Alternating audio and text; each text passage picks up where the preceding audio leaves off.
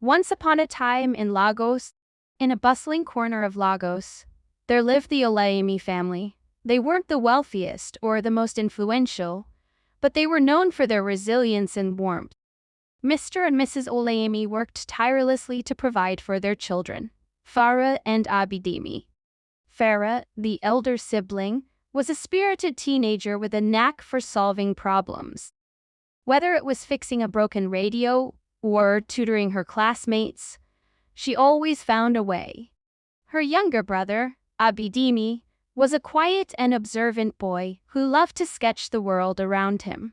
One evening, while the family sat on their small veranda, a loud crash startled them.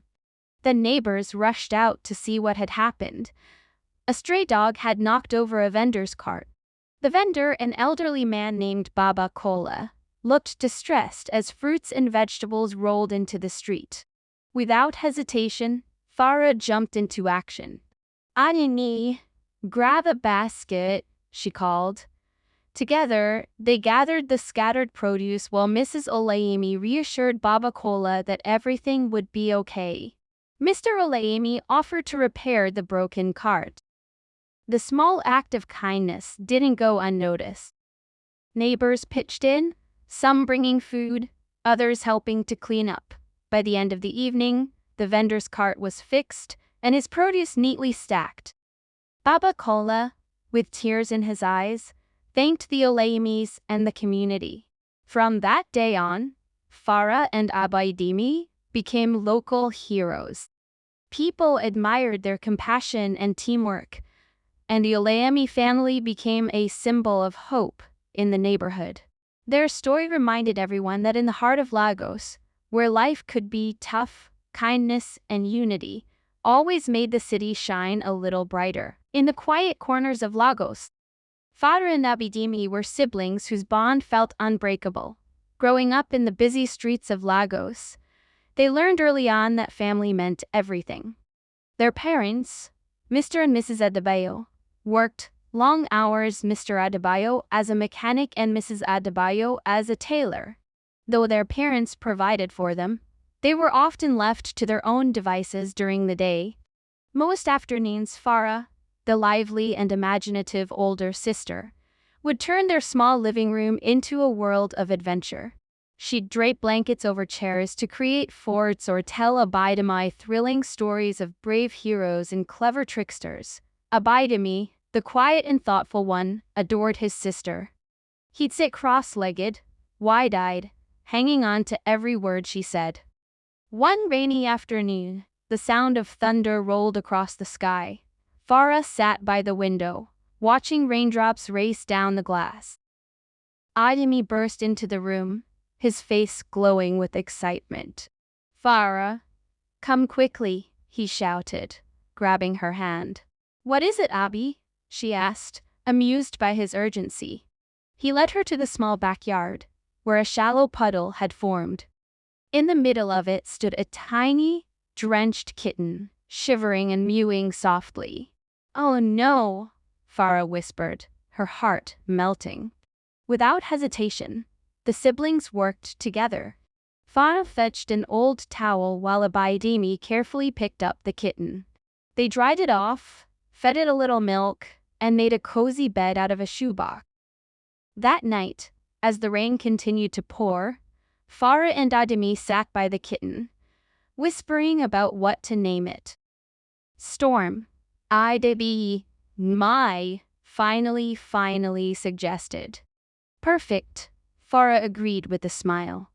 From that day on, Storm became part of their little family. The kitten brought joy to their quiet afternoons and gave them something new to care for. Their bond grew even stronger as they learned the value of love, kindness, and looking out for those who couldn't help themselves. The Adebayo house, though modest, became a place of warmth and laughter, all because of two siblings who found magic in the smallest things, even a stray kitten on a rainy day. Curiosity and consequences. One sunny afternoon, Abaidemi came into Farah's room, holding their father's shiny new smartphone. His eyes sparkled with excitement. "Look at this," he said, waving the phone. Farah glanced up from her drawing pad, curious. What is it now, Abi? I found something interesting at school, he replied, climbing onto her bed. Some boys showed me this app where you can watch all kinds of videos. Farah leaned closer as Abidemi opened the phone. At first, the videos were innocent enough, funny animals, people dancing, and magic tricks. But as they scrolled further, a video popped up that seemed strange. What's this? Farah asked, frowning at the unfamiliar images. I don't know, Abidemi said hesitantly. But the boys said it's fun to watch. The video played, and both siblings stared at the screen. It wasn't something they understood, but it made them feel uneasy. Abi, I don't think we should watch this, Farah said, closing the app. But why? He asked, looking confused. Because it doesn't feel right, Farah replied. And if Papa finds out, he'll be really upset. Abidemi nodded slowly. Maybe you're right. That evening, when their father came home, Farah decided to talk to him.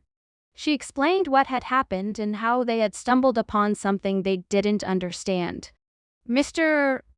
Adebayo listened carefully, his expression serious but kind. I'm glad you told me, Farah, he said. The internet is a big place, and not everything on it is good for children. That's why we need to be careful. He sat down with both of them and explained the importance of using technology wisely.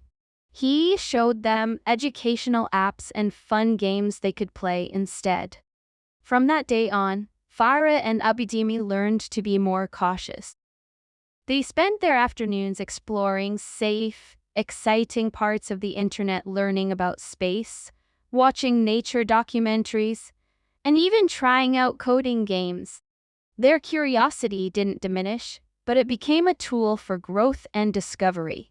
And their father's guidance helped them understand that while the digital world could be vast and exciting, it was important to use it responsibly. Farah hesitated, the weight of their shared secret suddenly feeling heavier. She looked at her younger brother, realizing how much he trusted her. It was in that moment she knew she had to make a choice, not just for herself, but for him. Abi, she said softly, placing a hand on his. I don't think we really understand what we're watching. And if something feels wrong, maybe it's not meant for us. Abidemi frowned, his excitement fading. Do you think Papa and Mama would be mad at us? Farah shook her head. No, but I think they'd want us to talk to them. Maybe they can help us understand. Later that evening, after much deliberation, Farah and Abidemi approached their parents. Their confession was met with surprise, but not anger. Mr. and Mrs. Adebayo listened intently as their children explained how curiosity had led them to a place they didn't fully understand. Their father sighed deeply, then knelt down to their level. I'm proud of you for telling us, he said gently. The internet is like a river, it can quench your thirst.